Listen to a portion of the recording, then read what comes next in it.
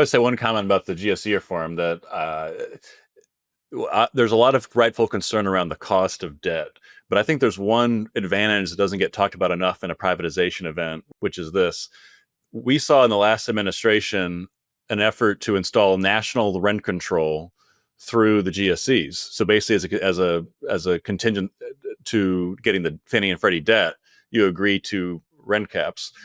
I think the politicalization of the GSEs for apartment owners is a great risk that doesn't get discussed enough, depending on future presidents and their priorities. Well, that'll be apt. That's a great point, Jay. I mean, that will have to be a question answered, in a post-conservatorship environment. What about all those things that were put in place during conservatorship? What happens to that?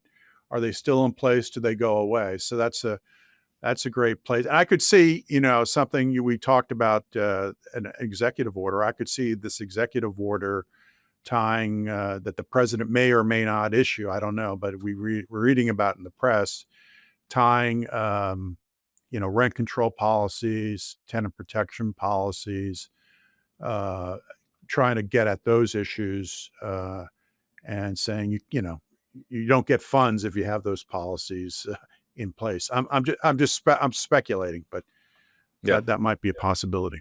I agree.